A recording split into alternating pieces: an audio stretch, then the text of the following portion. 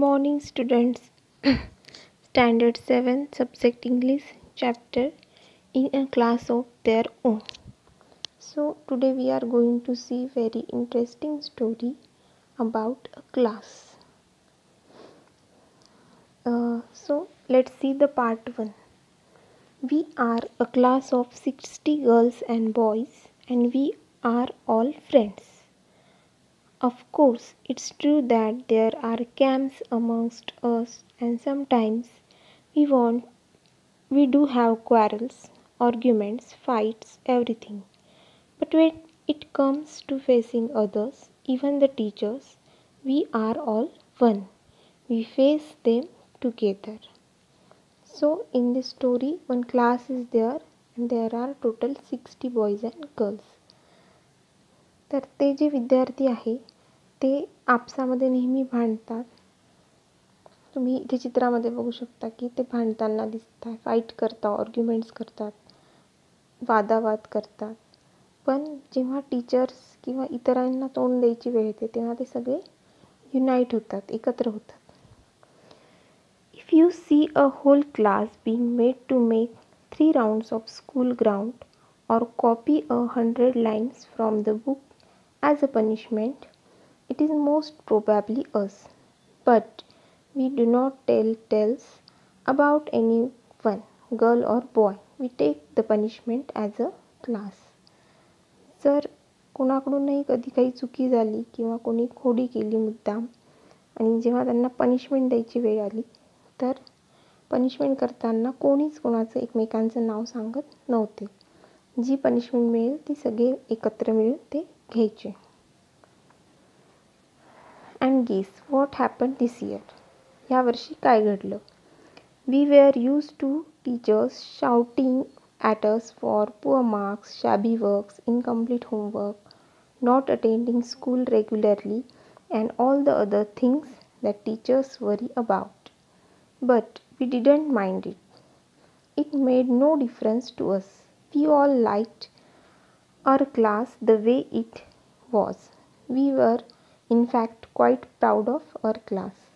बघा, एवढं सगळं करूनही कमी मार्क घ्यायचे, होमवर्क व्यवस्थित करायचा नाही, पूर्ण करायचा नाही, शाळाही रोज अटेंड करायची नाही, असं सगळं असतानाही त्यांना त्यांच्या वर्गाचा अभिमान होता. जसा त्यांचा वर्ग होता तसा त्यांना तो आवडायचा.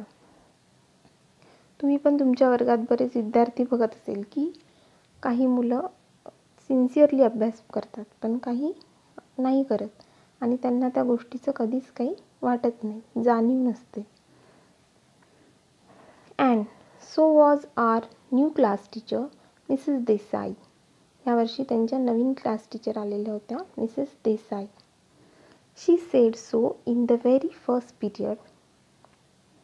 शी said, I have heard about you people from your last year's teachers and I am proud of you.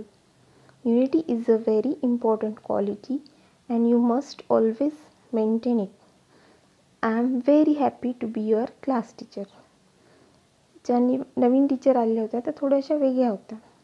त्यांना मुलांना रागवायला आवडायचं नाही. जुन्या टीचर्सनी त्यांना सांगितलं होते की हा क्लास असा आहे तसा आहे, खोड्या करतो, मस्ती करतो. पण त्यांनी वर्गात येऊन त्यांना न रागवता चांगल्या भाषेत समजावलं की मला तुमचा अभिमान वाटतो. का? कारण एक क्वालिटी जी आहे तुमच्यामध्ये, युनिटी, एकता, ती खूप चांगली आहे आणि ती तुम्ही तशीच जपून ठेवा. Did you notice what she called us? It's very interesting. It's never children. It's always girls, boys, you young people, or my dear, or young man or young lady. You feel so nice when she says, now this young lady will show us how to do it. We all liked her very much. Mrs Desai यांचा शिकवण्याचा, मुलांशी वागण्याचा एक वेगळाच अंदाज होता.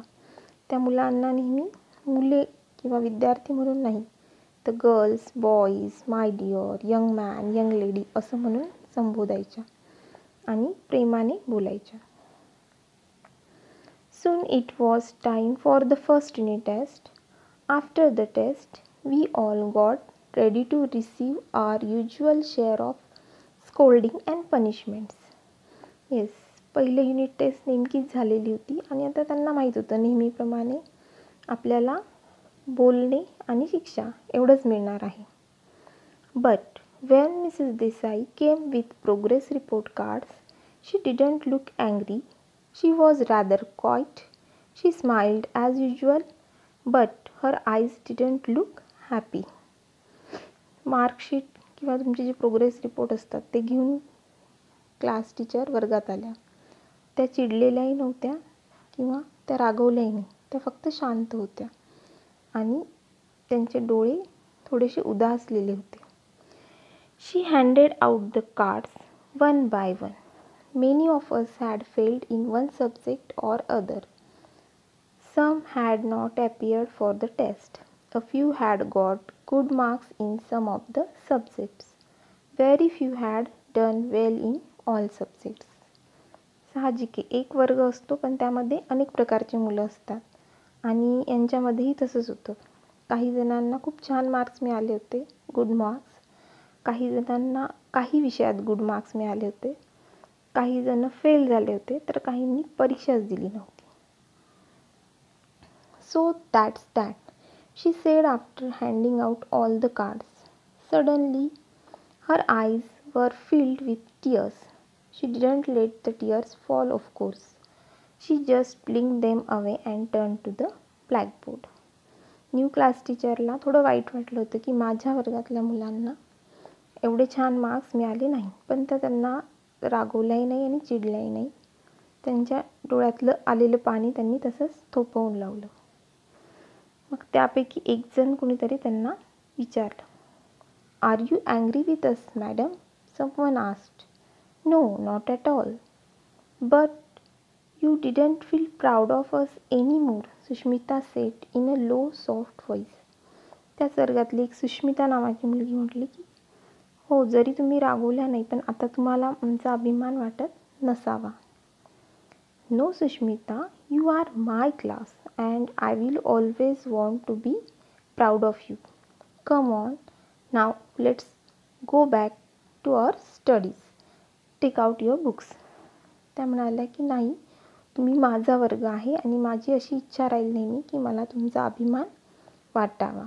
So आता आपण अभ्यासाकडे लक्ष देऊ. We waited after school and talked about this.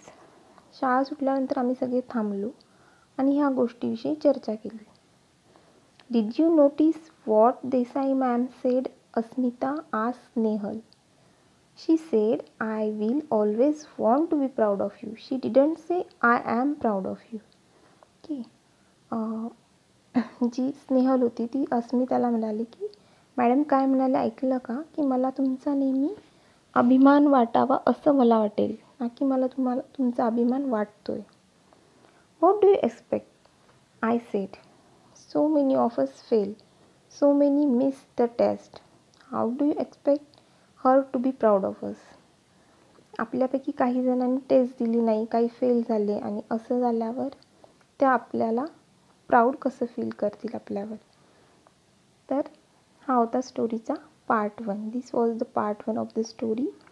We'll see what happened next in the part 2 of the story. Thank you.